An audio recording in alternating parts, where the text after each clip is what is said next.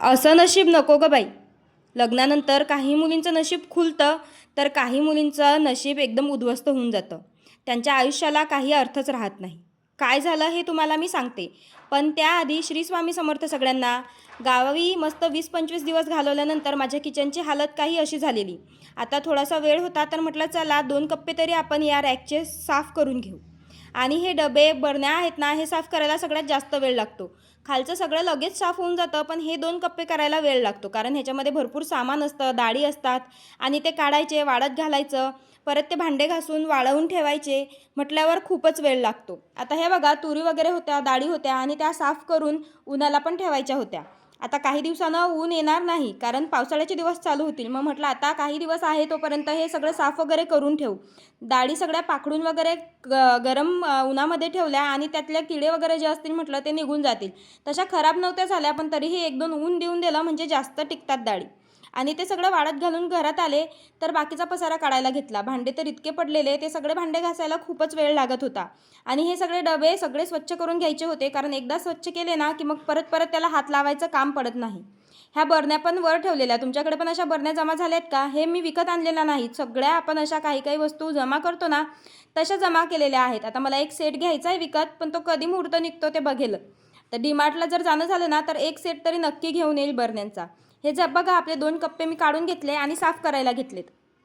तर ते नशिबाचा विषय असा झाला की माझी एक मैत्रीण आहे. मी तिला लहानपणापासून ओळखते. आम्ही एकाच शाळेत, एकाच कॉलेजमध्ये गेलो आहे. आणि ना ती जेव्हा शाळेत किंवा माहेरी होती, ती इतकी ॲक्टिव्ह होती ना, खूप ॲक्टिव्ह मुलगी होती. पूर्ण आमच्या क्लासमध्ये आम्ही 2-4 मुलीच असं होतो की जेवढ्या ॲक्टिव्ह होतो. काही स्पर्धा असली, काही कार्यक्रम असला तरी आम्ही पुढे-पुढे असायचो. तिला तर छान गाणंही म्हणायला यायचं, भाषणही छान द्यायची ती. आणि अभ्यासातही बरीच हुशार होती. आणि माहिती आहे का, ती प्रत्येक कार्यक्रमात उत्सुकतेने सहभाग घ्यायची आणि आम्हालाही प्रोत्साहित करायची.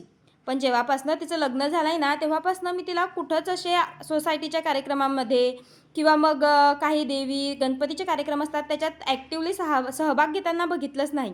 नाही म्हणजे मी डायरेक्ट नाही बघू शकत, पण आपण स्टेटस वगैरे बघतो किंवा मग फोटोज ठेवतात. तर तसं ती काहीच सोशल मीडियावर पण ॲक्टिव्ह नाही आणि त्यातल्या त्यात असं सोसायटी वगैरेमध्ये पण ॲक्टिव्ह नाही. आमचं दोघीचं सासर एकच गाव आहे, म्हणजे आम्ही आत्ता जिथं राहतोय ना तिकडे. तर तिला मी बघून असं म्हणते की हिला झालंय काय नेमकं?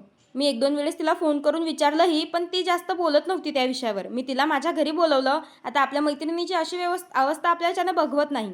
मी तिला माझ्या घरी बोलवलं, तर तेही यायला तयार नव्हती. मग मीच थोडा वेळ काढून गेले, कारण मला तिच्याशी बोलायचं होतं. बोलण्याने मन हलकं होतं आणि आपल्याही मनातले सगळे विचार, निगेटिव्हिटी निघून जाते. मी तिला विचारलं की "का गं, काय झालं?" म्हणून. मग ती मला म्हणाली, म्हणजे खूप विचारल्यानंतर, तशी ती सांगतच नव्हती, पण खूप विचारल्यानंतर ती म्हणाली, की "अगं, माझ्या नवऱ्याला हे असं मी ॲक्टिव्ह असणं किंवा सोसायटीच्या कार्यक्रमांमध्ये भाग घेणं, सोशल मीडिया वापरणं आवडत नाही." मी म्हटलं, "आवडत नाही म्हणजे?" मग ती म्हटली, "अगं, मी असं काही भाग घेतला ना, की माझा नवरा माझ्याबरोबर भांडतो, मला टोमणे मारतो किंवा तो मानसिक त्रास देतो मला." मी म्हटलं, "मारतात वगैरे का?" तर म्हटले, "नाही अगं, शारीरिक काहीच नाही, ते मला मारत नाहीत, असं नाही, पण मला टोमणे वगैरे मारतात किंवा असं बोलून दाखवतात, की तू असं नव्हतं करायला पाहिजे, आपली समाजात इज्जत आहे, तू असं नव्हतं करायला पाहिजे, हे आहे, ते आहे, असे टोमणे मारतात." असं काही नाही म्हणले, की मी जाऊ शकत नाही त्यांच्याशी भांडून किंवा जिद्द करून मी हे सहभाग घेऊ शकते. पण मी 1-2 वर्ष लग्नानंतर हे करून बघितलं, पण त्यानंतर तेच, घरी आल्यानंतर परत त्यांचं तेच आपलं मानसिक त्रास देणं चालू.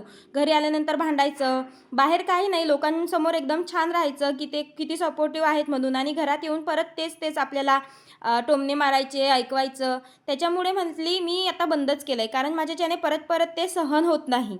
आणि हे ऐकून मी खरंच थक्क झाले, की आपल्या माहेरच्या आयुष्यात एवढी सुखी आणि हुशार, ॲक्टिव्ह असलेली मुलगी लग्नानंतर एवढं ॲडजस्टमेंट करते. म्हणजे थोडंफार सगळ्यांना ॲडजस्ट करावंच लागतं, हे मला मान्य आहे. पण अख्खं आयुष्य ॲडजस्ट करावं, असं तर बाईच्या नशिबी अजिबात लिहिलेलं नसावं. आणि देवाने एकच आयुष्य दिलं आहे, त्यातही आपण जर असं ॲडजस्टमेंट करत राहिलो, तर मग त्या आयुष्याचा फायदा काय? याच्यानंतर आपल्याला कुठलं आयुष्य भेटेल, कुठला जन्म भेटेल हे सांगता येत नाही. मी तिला म्हटलं, "अगं, दाजींबरोबर जरा 2-4-5 मिनिटं बस. त्यांना जरा समजून सांग, तूही समजून घे, जरा प्रेमानं घे आणि त्यांना म्हणावं तुम्हीही मस्त लाईफ एन्जॉय करा, मलाही करू द्या." पण आता हा त्यांचा कितीही झाला तरी प्रायव्हेट पर्सनल मॅटर आहे. मी एवढंच तिला समजावून सांगत होते आणि सांगू शकले. याच्यानंतर तिला म्हटलं, "तुला काही प्रॉब्लेम असला तर माझ्याबरोबर बोलू शकतेस. आपण कॉन्टॅक्टमध्ये राहू." एवढे म्हणून मी घरी आले. पण त्यानंतर तिचे विचार माझ्या डोक्यातनं जातच नव्हते. बिचारी किती ॲडजस्ट करते. तुमच्याही बघण्यात असं कोणी आहे का? मला कमेंट करून सांगा. चला मी व्हिडिओ इथे एंड करते. बाय.